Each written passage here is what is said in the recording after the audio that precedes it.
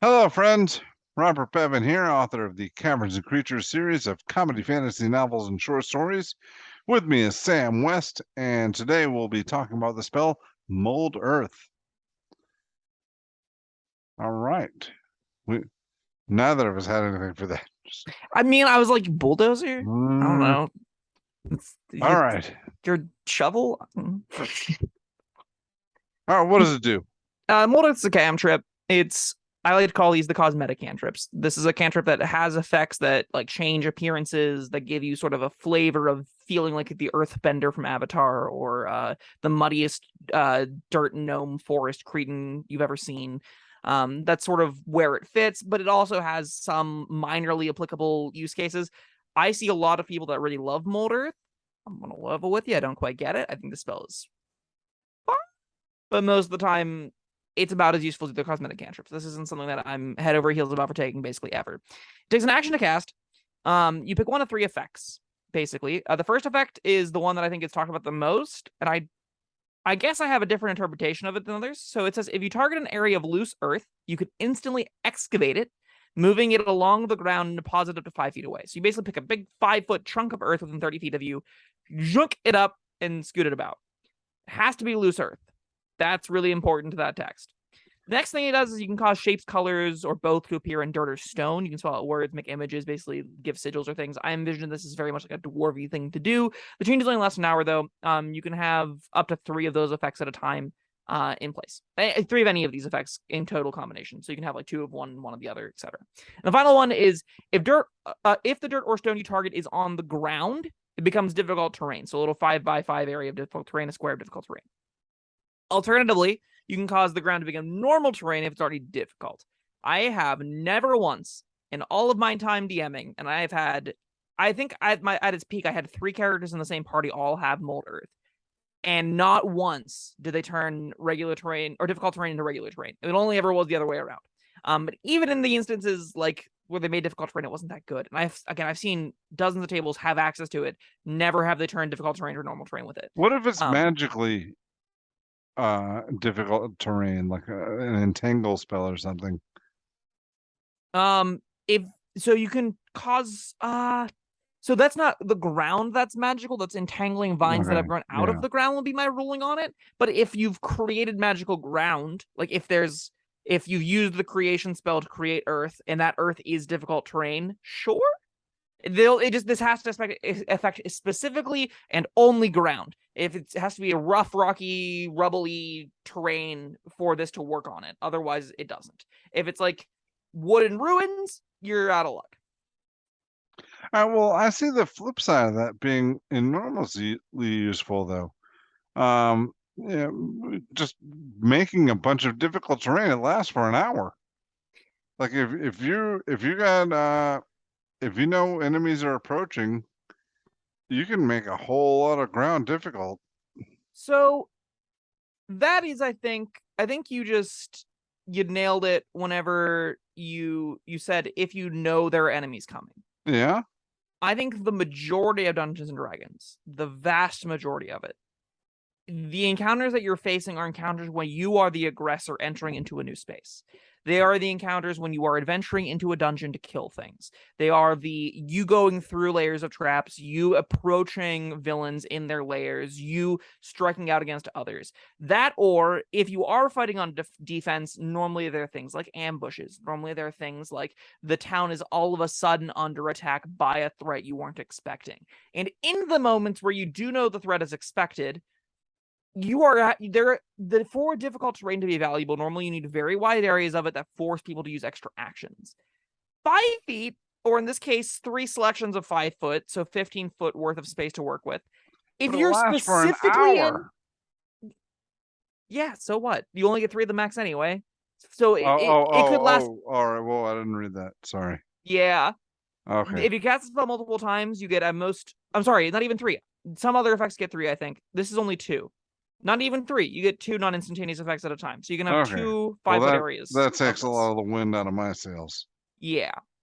I'm If gonna, you're in a 5-foot wide corridor, it makes them use 20 feet of movement to get through it. So maybe you can there'll be some niche scenarios where you'll create a little shooting gallery, and that's valuable.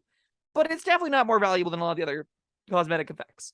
Okay. It's still a very low impact effect that 99% of encounters, things are going to be able to waddle right around the difficult terrain and not even care that it exists. All right. Yes. That yeah, that ruined that for me. Thank you. Anytime. It's what honestly, I think this series of spells could be Sam ruins your fun ideas for Dungeons and Dragons spells. What about the excavating earth? Now, okay, you mentioned loose dirt being important, but who's the arbiter of that? The DM, obviously. Yeah, the DM decides what's loose earth. So like I try to let my players go as hog wild as they want. If they get excited about an idea, I tend to be all for it and I'm willing to bend over backwards to make the rules kind of fit their expectations. So like I've ruled that loose earth, even like what very clearly is well-trodden, padded ground, dirt under grass that in no way, shape, or form is loose. Like I think loose earth has to be disrupted by like large like downpours of rain and stuff like that. And it doesn't create much of it, or like loose like recently turned over graves is loose dirt, right?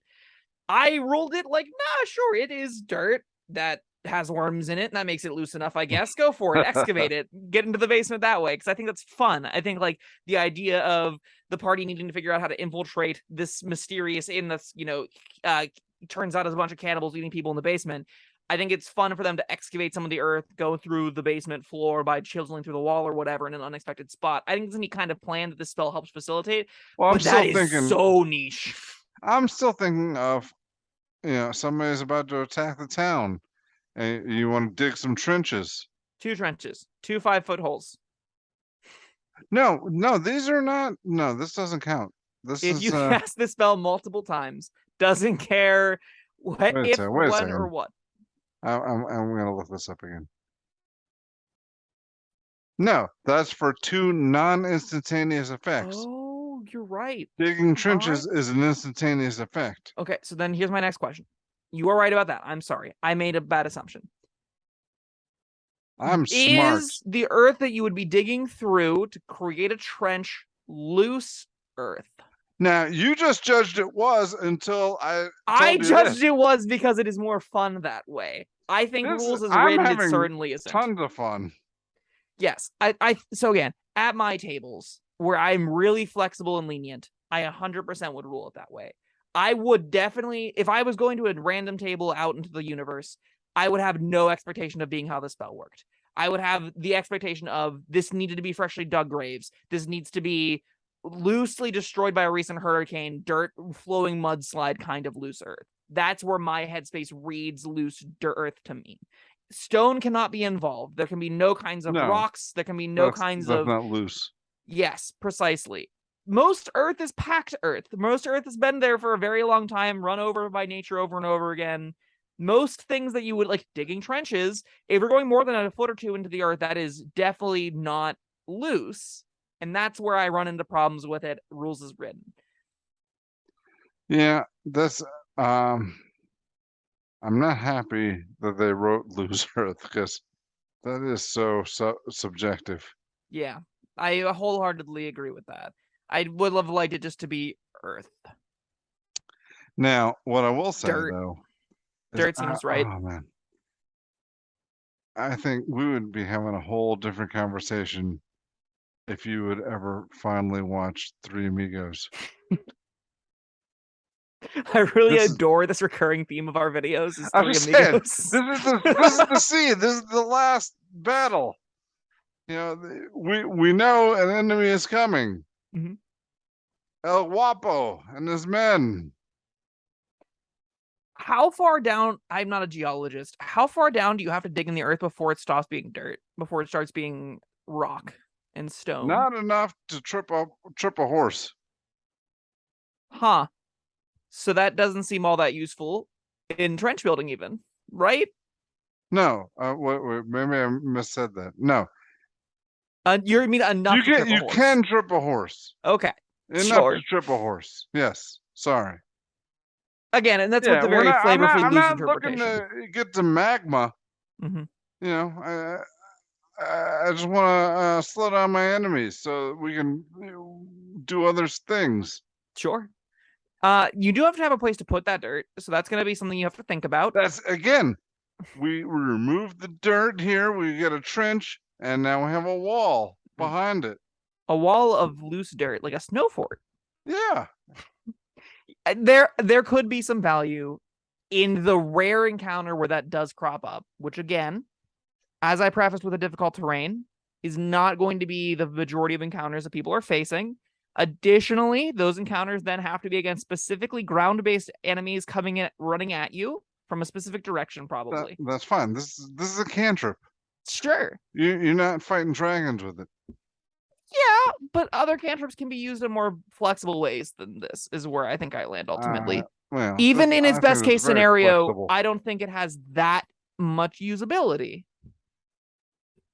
I'm just pretty like, it's fine. It's not good. This is a cosmetic cantrip, and that's basically all it is. I wouldn't take this on a character that isn't specifically trying to be the Earthbender. I would have a talk with my DM first. That's probably wise. And then, either take it or find a different DM. If they don't agree with your definition of loose earth, that's a deal breaker. Get out of that amigos, table. Then I don't want to play their game. Bob, I think your ideal table is the DM's watched 3 Amigos, and you're given around 3 hours to do what you'd like with Wall of Stone. You know what, Sam? That's every table but yours. On that note, this is a perfectly serviceable 2 out of 5. This is a cosmetic cantrip, but nothing more. This goes on the character sheets where you want to do the Earthbender thing, and it doesn't go anywhere else. Bullshit. 4 out of 5. All right. All right. All right. That was Mold Earth. Thank you, Sam. Respectfully. Disagreements happen. It's great. Yes. And thank you everyone for listening and watching. We'll see you next time. Bye-bye. Thank you for watching. If you found this helpful, informative, or entertaining, I'd really appreciate it if you hit the like button below. You needn't smash it. A gentle tap will suffice. If you want to see more videos like this, subscribe to the channel. And make sure you check out the links in the description, where you'll find my Caverns Creatures series of comedy fantasy novels, Sam's full review of The Spell, and other fun things.